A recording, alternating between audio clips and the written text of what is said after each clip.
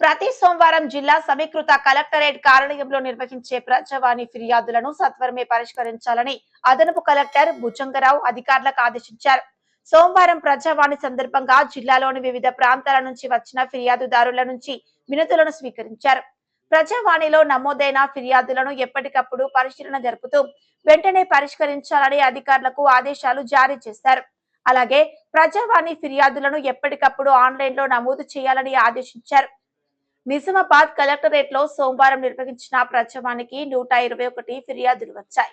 జిల్లాలోని వివిధ ప్రాంతాల నుంచి వచ్చిన ఫిర్యాదుదారులు తమ సమస్యలను అదనపు కలెక్టర్ భుజంగరావుతో పాటు trainee collector Suresh, DRO Geetha, నగరపాలక సంస్థ commissioner Dilip Kumar, ZP CEO Sayagoud, DRDO సాయన్నలకు వినతి పత్రాలను అందజేశారు. కౌంటర్ ప్రోడక్ట్ ఉంది కాబట్టి ఇంకా పెరుగుతూనే ఉంది.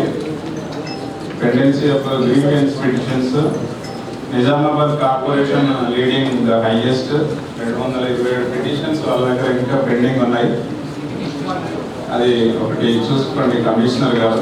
తర్వాత కొన్ని అప్డేట్ చేస్తలేరు. నాకు తెలిసింది ఏంటంటే డిస్పోజ్ చేసినాక కూడా ఆన్లైన్లో అప్డేట్ చేయకపోతే మనకు పెండెన్సీలనే కనబడుతుంది కాబట్టి అది కొద్దిగా అప్డేట్ చేయించండి. తర్వాత ఏమైనా ఇంకా డిస్పోజ్ చేయాల్సి ఉంటే కూడా డిస్పోజ్ చేయించండి. నిజామాబాద్ సిపి గారి వద్ద 133 ఉన్నాయి. బోధన్ మున్సిపాలిటీ ఉన్నారా? బోధన్ మీ దగ్గర 27 పిటిషన్స్ ఉన్నాయి.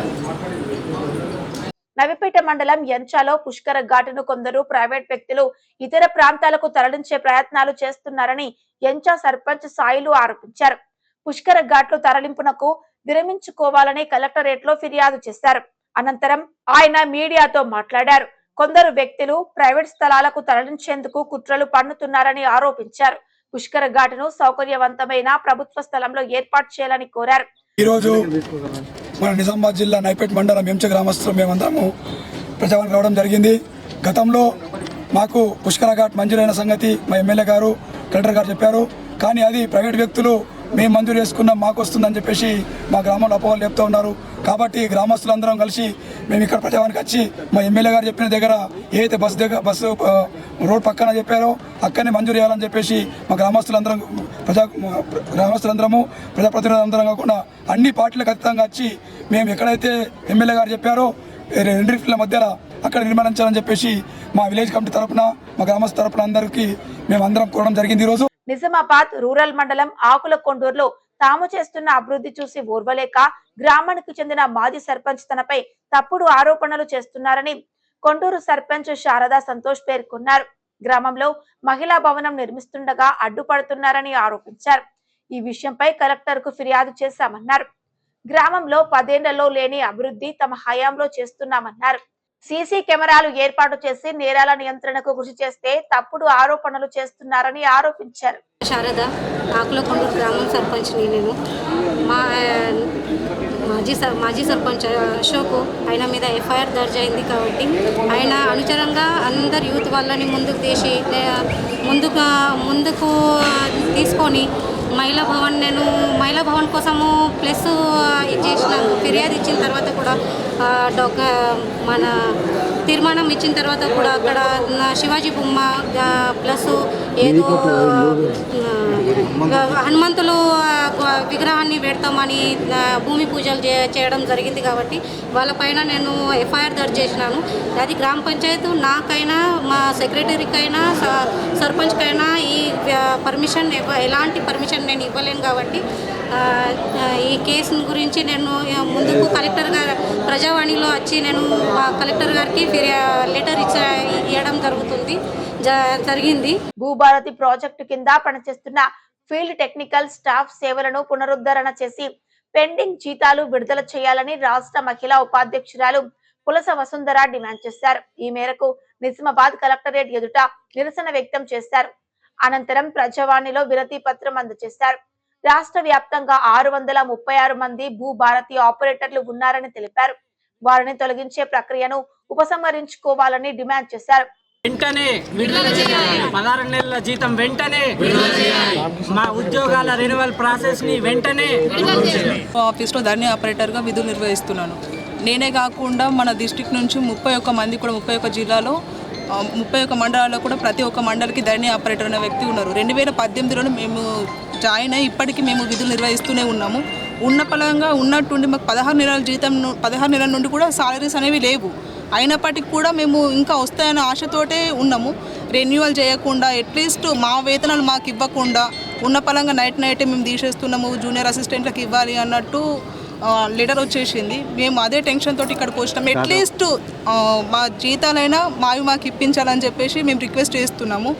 పీడీఎస్యు విద్యార్థి సంఘం ఆర్మూర్ శాఖ జిల్లా కలెక్టరేట్ ఎదుట ఆందోళన చేపట్టారు. ఆర్మూర్లోని ఎస్టీ విధులు నిర్వహిస్తున్న వార్డెన్ విద్యార్థుల పట్ల నిర్లక్ష్యంగా వహిస్తున్నారని, మెనూ ప్రకారం విద్యార్థులకు భోజనం అందించడం లేదని, ఇదేంటని అడిగితే మీకు దిక్కున్న చోట ఫిర్యాదు చేసుకోండి అంటూ మొండిగా వ్యవహరిస్తున్నారని, ఎక్కువగా మాట్లాడితే పోలీసులకు ఫిర్యాదు బెదిరింపులకు గురి చేస్తున్నారని పీడీఎస్యు నాయకులు ఆందోళన వ్యక్తం చేశారు. ఇప్పటికైనా జిల్లా ఉన్నతాధికారులు సదరు వార్డెన్ పై చర్యలు తీసుకుని ఆమెను తొలగించాలని వారు డిమాండ్ చేశారు.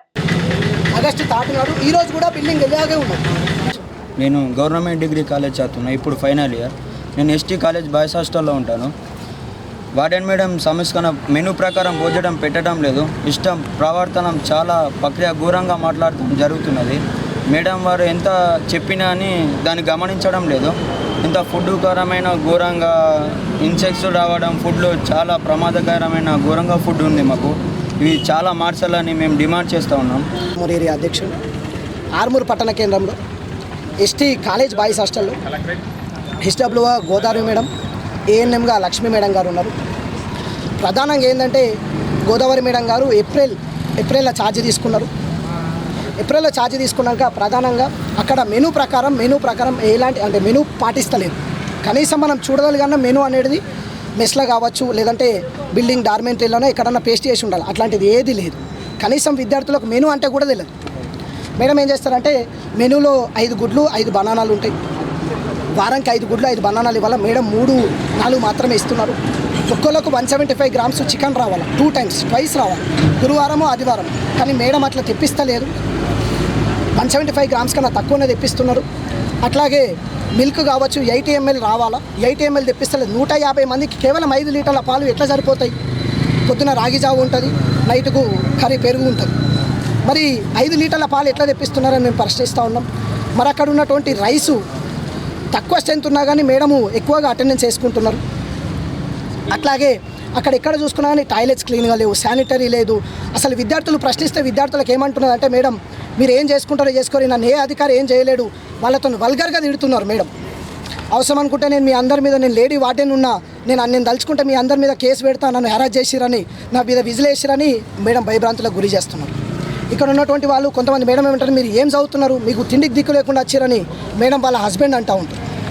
మేడం వాళ్ళ హస్బెండ్ కూడా హాస్టల్కి వచ్చి మీకు తిండికి గతి లేక వచ్చిర్రు, మీరు ఇక్కడ ఏంద్రా, మీరు ఇక్కడ ఏం మాట్లాడుతున్నారని సార్ అంటారు. మేడం కూడా అదే పద్ధతిలో అంటారు, మీరు సప్లీలు ఉన్నాయి అంటే సప్లీలు ఉంటే విద్యార్థులు ప్రశ్నించద్దంటే వాళ్ళకి అన్నం పెట్టద్దంట గవర్నమెంట్. అయితే రాష్ట్ర వ్యాప్తంగా ఉన్నటువంటి హాస్టళ్లలో ఎంతమంది ఫెయిల్ అయ్యారు, మరి వాళ్ళందరికీ ఇట్లా జరుగుతుందా? లేదు, ప్రధానంగా ఏ హాస్టల్లో జరుగుతుంది. ఇక్కడ ఉన్నటువంటి DTDO గారు కావచ్చు, ఇక్కడ ఉన్నటువంటి ఉన్నతాధికారులు అందరూ ఏం చేస్తున్నారు? దాన్ని విజిట్ కూడా తనిఖీ చేయలేని స్థితిలో కూడా ఉన్నారు. 2 నెలలు అయింది స్టార్ట్ అయ్యి. జూన్ 1st స్టార్ట్ కావాల్సిన హాస్టల్ 25th స్టార్ట్ అయింది జూన్. మరి 20 days వరకు స్టార్ట్ కాకుండా ఉన్నతాధికారులు ఏం చేస్తున్నారు అంటే దాన్ని తనిఖీ చేయరా, ప్రశ్నించారా, అడిగారా? కనీసం విజిట్ చేయలేని స్థితిలో ఉన్నారు. వెంటనే దాన్ని విజిట్ చేయాలా, దానిపైన పూర్తిగా నివేదిక తయారు చేయాలా, వెంటనే మేడంని తొలగించాలా. ఎందుకంటే అది కాలేజ్ హాస్టల్ కాబట్టి డిగ్రీ నుండి ఇంటర్ PG వరకు కూడా చదివి వీళ్ళు ఉంటారు. కాబట్టి దీన్ని దృష్టిలో పెట్టుకున్నా మేడం ఆల్రెడీ పోలీస్ స్టేషన్లో ఫిర్యాదు చేస్తానని హెరాస్ చేశారని మేడం బెదిరిస్తూ ఉన్నారు. దానికి సంబంధించినటువంటి ఆడియో రికార్డింగ్స్ కూడా మా దగ్గర ఉన్నాయి ఎవిడెన్స్గా. వెంటనే వాటిని పరిగణలోకి తీసుకున్నా మేడంని తొలగించాలని మేము PDS డిమాండ్ చేస్తున్నాం. లేదంటే ఖచ్చితంగా ఈ పోరాటం ఆగదు. మేడంని తొలగించేంత వరకు పోరాటం చేస్తుంటాం, లేదంటే మెనూ ప్రకారం పెట్టేంత వరకైనా పోరాటం చేస్తూ ఉంటాం.